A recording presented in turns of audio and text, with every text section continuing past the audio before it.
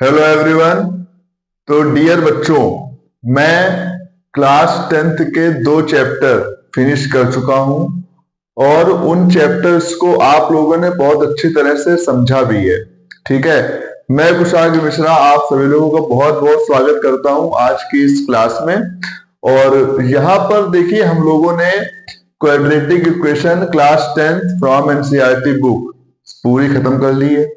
उसके बाद हम लोगों ने arithmetic progression same book NCERT class 10 पूरी खत्म कर ली है। और अब हम लोग एक नए चैप्टर की तरफ बढ़ चुके हैं। नया चैप्टर भी मैंने बीच में उसकी एक क्लास ली थी, उसका भी वीडियो चैनल पे पड़ा हुआ है। ठीक है, तो बात यह है कि हम लोग यहाँ पे लगातार जो है आगे बढ़ते जा रहे हैं चैप्टर्स के सॉल्यूशन पे और उनके क्वेश्चंस प्रैक्टिस पे। यहां पर मैंने आपको जो तीसरा चैप्टर स्टार्ट किया है वो है ट्रिग्नोमेट्री फ्रॉम एनसीईआरटी बुक, क्योंकि मेरा ये सजेशन है आप लोगों के लिए कि अगर आप लोग एनसीईआरटी बुक को ही अच्छी तरह से लगा लोगे तो मैथ में कोई रोक नहीं पाएगा, कोई भी नहीं रोक पाएगा, तुम्हारे बहुत अच्छे नंबर आएंगे। एनसीईआरटी बुक पूरी लगा डालो, फिर उसके बाद तुम रेफरेंस बुक जो भी तुम्हारे पास है, जैसी भी तुम्हारे पास है, उसको लगा डालो। ठीक है, तो आज की क्लास को फिर से शुरू करते हैं। बहुत अच्छे क्वेश्चन है फ्रॉम एनसीईआरटी बुक एक्सरसाइज 8.1। ठीक है, और इसके क्वेश्चन नंबर 1, 2, 3, 4 हम लोग सॉल्व कर चुके हैं। उसके वीडियो चैनल पे पड़े हैं, उसका जो लिंक है वीडियो का वो वीडियो के डिस्क्रिप्शन में मिल जाएगा अभी जब ये वीडियो। ठीक है, आप लोग इसको पूरा देखो पहले, उसके बाद जो प्रीवियस क्वेश्चन है उसको भी आप लोग देख सकते हो। तो यहाँ पे क्वेश्चन नंबर 5 और 6 को हम लोग पहले समझेंगे कि इन क्वेश्चंस को यहाँ पे कैसे सॉल्व करना है। बात को ये है समझना हमको जरूरी ज्यादा कि क्वेश्चन नंबर 5 तो हमारा एज यूजुअल है, जैसा हम लोग करते आ रहे हैं अभी तक इस एक्सरसाइज में। लेकिन जो क्वेश्चन नंबर 6 है वो थोड़ा सा अलग है। ठीक है, थोड़ा सा अलग है और उसमें तुमको थोड़ा सा चैलेंज फेस करना पड़ेगा, दिमाग को तुमको एक्स्ट्रा लगाना पड़ेगा उसमें। तो वीडियो को पूरा देखना, क्लास को पूरी अटेंड करो, पूरी क्लास को समझो, वीडियो को देखो, क्वेश्चन को समझो। ठीक है, और क्वेश्चन नंबर 6 जब सॉल्व करूंगा तो उसको भी तुमको समझना है कि कैसे हुआ, क्योंकि पता नहीं कौन सा क्वेश्चन आ जाए, ये आप नहीं जानते हो, ना मैं जानता हूं ना कोई जानता है। हमारा काम सिर्फ इतना है कि हमको पढ़ना है। ठीक है ना, तो हम लोग शुरू करते हैं एक्सरसाइज 8.1 को। ठीक है, क्या है एक्सरसाइज 8.1। ठीक है, और चैप्टर है तुम्हारा ट्रिग्नोमेट्री। ठीक, ये हम लोग का है काम। इस चैप्टर को शुरू किया है। एक्सरसाइज 8.1 का क्वेश्चन नंबर 5 जो है वो कह रहा है तुमसे गिवन सेक थीटा 13/12। ठीक है, क्वेश्चन नंबर 6 क्या है, सेक थीटा 13/12 और तुमसे बोला जा रहा है calculate all other trigonometric terms. ठीक है, इसको दिया गया है और सारे निकालने हैं। तो सबसे पहले तुम यहाँ पे क्या करोगे, एक बना लोगे इस जगह पे राइट एंगल ट्रायंगल बना लो। ठीक, और उसको यहाँ पे नेम दे दो P, Q और R। Q तुम्हारा 90 डिग्री है और P तुम्हारा यहाँ पे थीटा है। अब इसके बाद जो दूसरा बात आती है, दूसरी बात है वो है तुमको बार बार ये लिख लो अपने पास, हर एक क्वेश्चन में शुरुआत में लिख लो, फिर उसके बाद तुमको अपने आप क्लियर हो जाएगी। पी बी पी और एच एच बी। ठीक है, ये तुमको समझ में आना चाहिए। मैं जरा मार्कर बदल लूं ये वाला।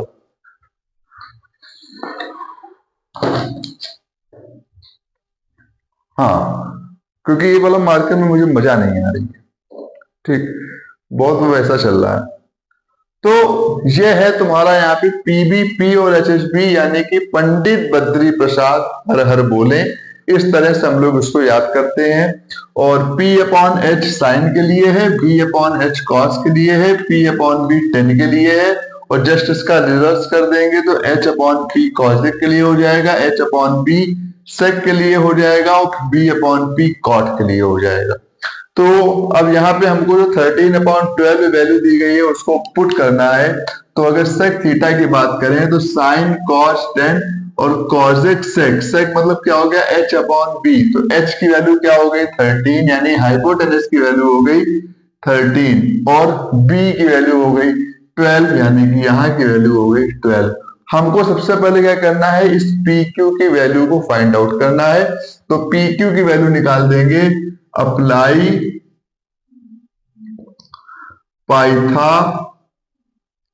Pythagoras theorem in triangle PQR। Pythagoras theorem apply करेंगे ट्रायंगल PQR में, then PR square equal to PQ square plus QR square. PR की वैल्यू हो गई 13, PQ की वैल्यू हमें पता नहीं, और QR की वैल्यू हो गई 12। 13 का स्क्वायर हो गया 169, ये हो गया PQ स्क्वायर प्लस 144, ये यहां आ गया, PQ स्क्वायर बराबर हो गया 169 माइनस 144, तो PQ स्क्वायर की वैल्यू हो जाएगी तुम्हारी 9 में 4 गए 5, 6 में 4 गए 2। अब PQ स्क्वायर अगर 25 आ रहा है तो PQ की वैल्यू हो जाएगी 5।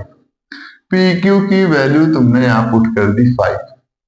इसके बाद अगली बात जो है वो यह है, तुम्हें सारे ट्रिग्नोमेट्रिक रेशियो निकालने हैं। तो अब यहां से फटाफट निकाल देंगे हम लोग कि साइन थीटा की बात करेंगे परपेंडिकुलर अपॉन हाइपोटेनस, तो परपेंडिकुलर क्या है यहाँ पे PQ, और हाइपोटेनस कितना है PR। तो जब PQ अपॉन PR रखेंगे तो इसकी वैल्यू हो जाएगी, PQ की वैल्यू है 5, इसकी हो जाएगी 30। फिर cos थीटा की वैल्यू रखेंगे तो cos हो जाएगा बेस अपॉन हाइपोटेनस, सेक का उल्टा होता है, ठीक। तो बेस कितना है QR, और हाइपोटेनस कितना है 13, यानी कि PR। QR की वैल्यू है 12 और PR की वैल्यू है 13। फिर tan थीटा निकालेंगे तो tan थीटा हो जाएगा परपेंडिकुलर अपॉन बेस, तो परपेंडिकुलर तुम्हारा है PQ और बेस तुम्हारा है QR। तो PQ की वैल्यू हो जाएगी 5 और QR की वैल्यू हो जाएगी 12। साइन कॉस tan, क्लियर है। फिर कॉसेक की वैल्यू जब निकालना होगा तो उसमें तुमको ज्यादा दिमाग ही नहीं लगाना है, PR अपॉन PQ कर दो, PR अपॉन PQ। तो PR अपॉन PQ करोगे तो 13/5 वैल्यू आ जाएगी। इसके साथ साथ कॉस और सेक तुमको दिया ही गया था, तो सीधे कॉट निकालना है, तो कॉट थीटा की वैल्यू हो जाएगी QR अपॉन PQ।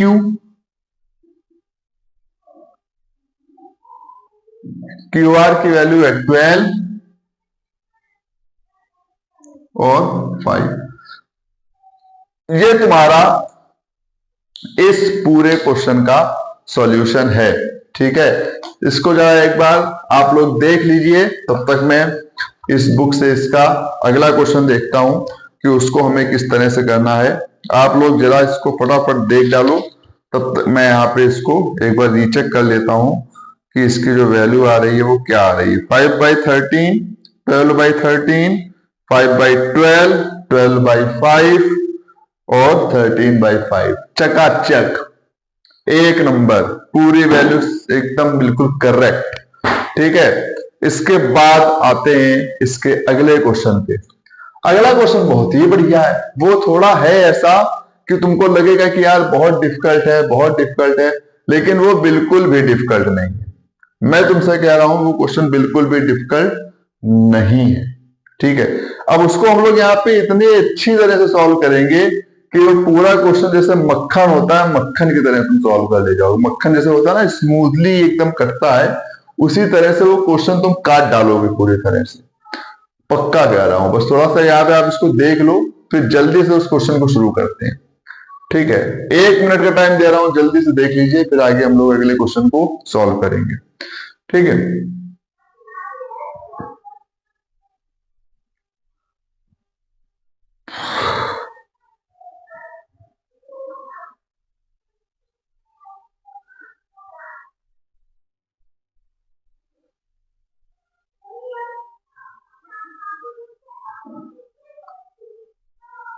हटाता हूं मैं इसको। ठीक है,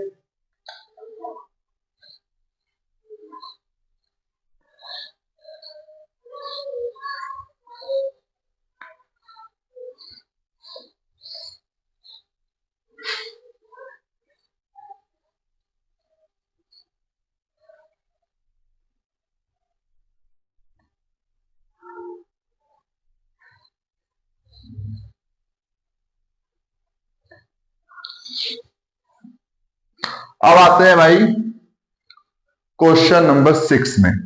ठीक है, और क्वेश्चन नंबर 6 तुमसे क्या कह रहा है, पहले इसको समझ लो कि if angle A and angle B are acute angles such that cos A equal to cos B, तो तुमको ये शो करना है कि एंगल A जो है वो एंगल B के बराबर है, ये तुमको प्रूफ करना है।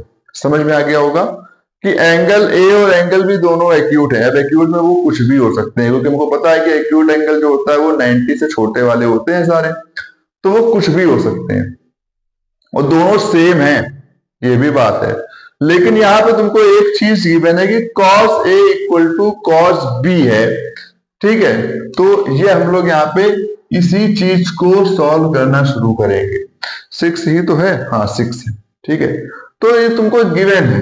गिवन में क्या है, गिवन है कि angle A and angle B are acute angles। ठीक, एंड एंगल ए, ठीक है, is equal to angle B. ये गिवन है तुमको।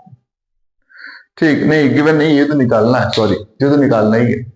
ठीक है, ये नहीं गिवन है। Angle A angle B are acute angle, और दिया गया है कि cos A equal to cos B, ये दिया है, and cos A equal to cos B, ये दिया है। और यही तुम्हारे लिए सबसे बड़ी बात है इस क्वेश्चन की। ये cos A equal to cos B जो दे रहे हैं, ये समझो तुम्हारे लिए एक पूरी स्टेप है, एक पूरा पार्ट है जो तुम क्वेश्चन का सॉल्व कर ले जाओगे। तो इसको तुम्हें प्रूफ क्या करना है, ठीक है, हमको प्रूफ करके निकालना है कि angle A equal to angle B। अब इसको स्टार्ट करते हैं, यहां पे इसका सॉल्यूशन स्टार्ट करते हैं कि कैसे करेंगे। कैसे करेंगे, सबसे पहले हम क्या करेंगे, यहां पे दो ट्रायंगल बना लो, और वो दो ट्रायंगल तुम्हारे जो है वो तुम्हारे इस cos A और cos B में उसको यूज करो। ठीक है, तो पहला जो ट्रायंगल बनाएंगे वो बनाएंगे यहां पे इस तरह से, ये है P, ये है Q और ये है A। अब कहोगे P Q A, हम कुछ भी नाम ले सकते हैं, you are free to take any name, आप किसी भी नेम को लेने के लिए फ्री हो। P Q R P Q R P Q R, वही हर बार बीन नहीं बजानी है, कुछ नया गाना गाना है। ठीक है, तो ये हो गया P Q A। अब इसका एक दूसरा ट्रायंगल बनाएंगे जिसका नाम देंगे हम लोग कुछ इस तरह से। ठीक है, ये दूसरा ट्रायंगल यहां पे बना दिया है और इसका यहां पे नाम दे दिया C B और D। ये ऐसा रखो, मैथ है, अपने हिसाब से आप सॉल्व करो जैसा आपको ठीक लग रहा है। ठीक, अब आपने देखो दो ट्रायंगल बना दिए हैं, दोनों ही 90 डिग्री ट्रायंगल है। ठीक है, 90 डिग्री है इसमें, इसमें है 90 डिग्री सी और इसमें है 90 डिग्री पी। अब तुम सबसे पहले उठाओ जो दिया गया है, जो मैं बोल रहा था अभी, क्या दिया गया है कि cos A equal to cos B। अब अगर cos A और cos B इसीलिए लिया मैंने, जो यहाँ पे बोल रहा ना मैं PQR नहीं लिया है, वो इसीलिए नहीं लिया है क्योंकि यहाँ पे cos A दिया है, तो हमें यहाँ पे cos A तो लेना ही लेना पड़ेगा। समझ रहे हो, मैं भी खेल रहा हूं तुम्हारे साथ। यहाँ पे cos A और यहाँ पे भी cos B दिया है, तो इसलिए हमने इसको यहाँ पे B ले लिया है, तो ये वाला एंगल हो गया B। अब हमें इसी के अकॉर्डिंग इसकी जो साइड है वो निकालनी है। तो जब cos की बात आती है, जब cos की बात आती है तो हम लोग फिर से यहां लिख लेंगे PBP HHB। ये मैं हर क्वेश्चन में इसलिए लिखता हूं ताकि ये तुम्हारी हैबिट में शामिल हो जाए और तुम भी इसको लिखने लगो, ठीक है। तो cos की जब बात आएगी तो हो जाएगा बेस अपॉन हाइपोटेनस। अब जब इस ट्रायंगल को लेंगे तो इसका बेस क्या है, इसका बेस है PA और इसका हाइपोटेनस क्या है QA, तो ये हो गया QA। जब cos B की बात करेंगे तो cos B का बेस क्या हो जाएगा CB और इसका हाइपोटेनस क्या हो जाएगा DB। अब ये दोनों बराबर है, तुमको क्वेश्चन में ये चीज दी गई है, ठीक है। तो ये तुमने इसको जब बराबर कर दिया और यहाँ पे डिवाइड का साइन लगा दिया, तो अब तुम इसको दोनों को बराबर करके इक्वल रख दो। पहले इसको बदल दो। बदलना कैसा है, हम क्या करेंगे, इस QA को यहां पर भेज देंगे और इस CB को इसके पास भेज देंगे नीचे। तो ये हो जाएगा PA या AP अपॉन CB या BC, जो भी आप लिखना चाहो, ठीक है। और यहां पे हो जाएगा ये हो जाएगा AQ अपॉन DB। अब आप इसको AQ लिखो या QA लिखो वो आप फ्री हो, लेकिन यहाँ पे QA AQ ही लिखे दे रहे हैं, यहाँ पर भी इसको मैं सही लिखे दे रहा हूं, वरना तुम लोग कहोगे कि वहां जाने पे क्या साइड के नाम तो बदल जाते हैं। बच्चे हैं, कुछ भी बोल सकते हैं, बच्चे बहुत खतरनाक हैं, ठीक है। और यहाँ पर भी इसको मैं CB की जगह BC ही करे, ये लो, बच्चे हैं कुछ भी कह सकते हैं, ठीक है। अब ये तुम्हारी साइड हो गई AP अपॉन BC, इसको भी AP ही कर लो, फिर AP और इसको भी AP ही कर लो। जब सबका नाम बदला है तो इसका भी बदल दो। अभी हो गई AP upon BC equal to AQ upon DB और इस पूरे को हम इक्वल लिख देते हैं K के, क्योंकि ये कांस्टेंट है, इसको हमने कांस्टेंट मान लिया यहाँ पे। ये तुम्हारी बन गई है इक्वेशन 1। बहुत आराम से देखो, मैं समझा रहा हूं, बहुत आराम से, जल्दबाजी नहीं करनी है, बहुत आराम से, ठीक है। अब अगर हम सिर्फ AP की बात करें, सिर्फ AP की, तो AP इक्वल टू क्या हो जाएगा, अगर हम AP को AP upon BC equal to K रख दें तो AP इक्वल टू हो जाएगा K डॉट BC हो जाएगा। इसी तरह से अगर हम AQ अपॉन DB को K के बराबर रख दें तो AQ बराबर हो जाएगा K डॉट DB हो जाएगा। इसको बॉक्स के अंदर बंद कर दो। ये तुम्हारे वो तीर हैं जो अभी तुम्हारे आगे चलाने के काम आएंगे। ये तीर आगे चलेंगे, ये तुम अपने पास रख लो स्टोर करके, ठीक है। अब तुम क्या करोगे भाई,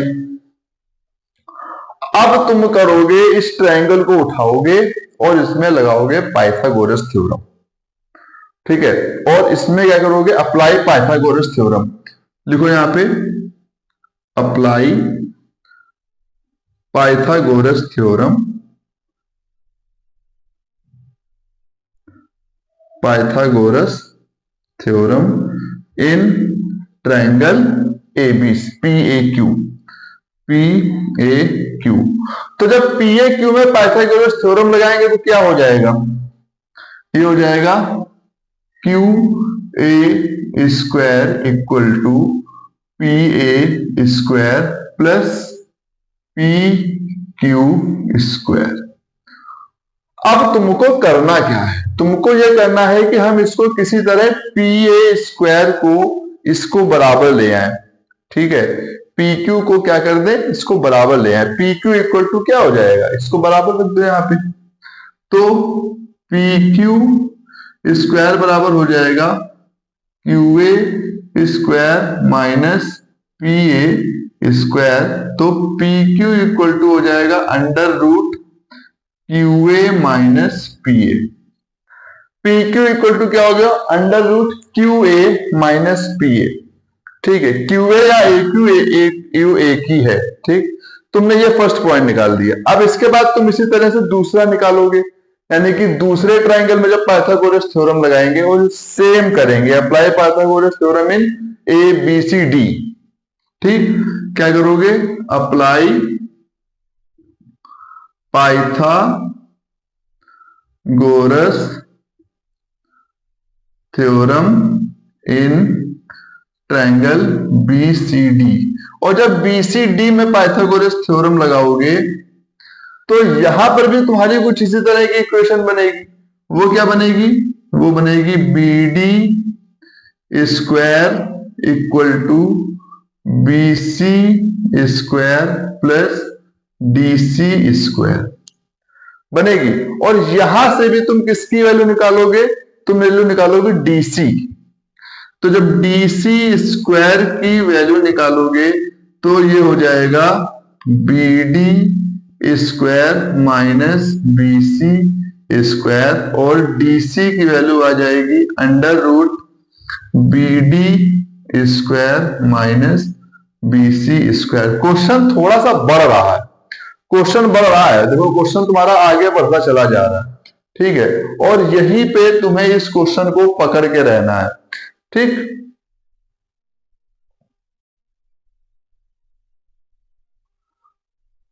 क्वेश्चन को पकड़ के रहना है कि हमें क्वेश्चन हमारा छूटे ना। अगर तुम्हारा क्वेश्चन तुम्हारे पकड़ से बाहर निकलता चला जाएगा तो तुम कंफ्यूज हो जाओगे कि हम क्वेश्चन को कहां पे रखें। तो यहाँ पे तुम देख सकते हो कि हमने यहाँ पे P Q upon C D की वैल्यू निकाल दी, क्योंकि हमारे पास देखो एपी आ गया, बीसी आ गया।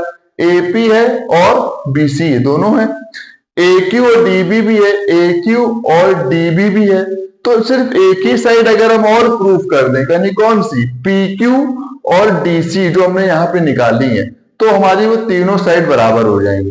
तो हम क्या करेंगे, P Q upon DC, P Q upon DC, और पी क्यू अपॉन डीसी क्या हो जाएगा, under root a q square, यानी कि जो तुम यहाँ पे रख रहे हो इसको यहाँ पे स्क्वायर लगा दो, जो ये लगा है।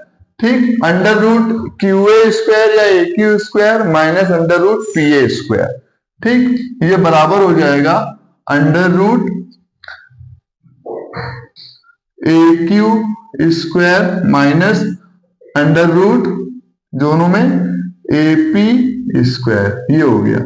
इसी तरह से डीसी को जब रखेंगे तो B D square minus B C square, ये भी आ जाएगा B D square minus B C square. ठीक है, और फिर उसके बाद क्या हो जाएगा, अब तुम्हें यहाँ पे ए क्यू और बी सी दोनों की वैल्यू रखनी है। तो ए क्यू की वैल्यू क्या है, के डॉट बी डी, और एपी की वैल्यू क्या है तुमने निकाली, के डॉट बी सी। तो वो वैल्यू पुट कर दो, P Q upon D C equal to A Q की क्या थी, के डॉट बी सी, यानी K dot B C square, और एपी की वैल्यू क्या थी, एपी ए क्यू की value K dot DB, sorry K dot DB. ठीक, यानी बी डी, और एपी की वैल्यू है के डॉट बी सी। तो ये हो गया के डॉट बी सी। थोड़ा सा क्वेश्चन देखो, इस तरह के जो क्वेश्चन होते हैं ना वो थोड़े से भयानक तो होंगे। ठीक, लेकिन अगर तुम अपनी पकड़ मजबूत रखोगे क्वेश्चन में तो क्वेश्चन तुमको डरा नहीं पाएंगे। और हम लोग शुरुआत से ही क्वेश्चन को उतना पकड़ के चल रहे हैं कि वो क्वेश्चन हमारा बिल्कुल सही जाएगा। अब देखो यहां पे तुम अगर इसका स्क्वायर कर दोगे, ठीक है, तो ये क्या हो जाएगा, under root k square dot b D square minus k square dot B C square upon b D square minus B C square. K square common लेके बाहर निकालोगे तो सिर्फ के बचेगा, तो यहां बचा सिर्फ के, और यहां बचा तुम्हारे पास b D square minus B C square upon b D square minus B C square root में। ये पूरे ब्रैकेट कैंसिल हो गए, सिर्फ क्या बचा, P Q upon D C equal to Q. Proof खत्म। देखो एपी अपॉन बीसी और A Q upon D B पहले से ही के बराबर था। जो तीसरी साइड थी P Q upon D C, वो भी तुम्हारी किसके बराबर हो गई, के बराबर हो गई, क्योंकि हम लोग यहाँ पे इसको के तो लेके चल रहे हैं। बचा यहाँ पे क्या था, के तो बचा था। तो जब तीनों साइड, यानी कि क्या बचा, यहाँ पे तुम इसको लिख दो इस तरह से, थोड़ा इसको हटा देता हूं मैं, इतना ऊपर का हटाए दे रहा हूं, ठीक है, ताकि तुमको यहाँ पे समझ में आए कि मैं क्या कहना चाह रहा हूं। अब तुम यहाँ पे देखो क्या देखोगे, लिखोगे हेंस, यहां लिखो एज वी सी। हम क्या देख रहे हैं यहां पे, हम ये देख रहे हैं कि AP upon BC equal to A Q upon DB, ये दोनों किसके बराबर थे, के बराबर। और जो तीसरी साइड है P Q upon D C, P Q upon D C is also equal to K. Means इस ट्राइंगल की जो तीनों साइड है वो के बराबर आ गई। मतलब AP upon B C equal to A Q upon D B equal to P Q upon D C is equal to K. ये तुम्हारा कौन सा क्राइटेरिया हो गया, जब तीनों साइड बराबर आ रही है तो वो किसके बराबर हो, कौन सा क्राइटेरिया है, एस एस एस क्राइटेरिया, ठीक है। तो यहां लिख दोगे by S S S criteria. जब एस एस एस क्राइटेरिया यहां पे अप्लाई हो गया, जब तीनों साइड बराबर है तो एंगल अपने आप बराबर हो जाएगा। तो जब एंगल बराबर हो जाएगा तो angle A equal to angle B हो जाएगा। Hence angle A equal to angle B.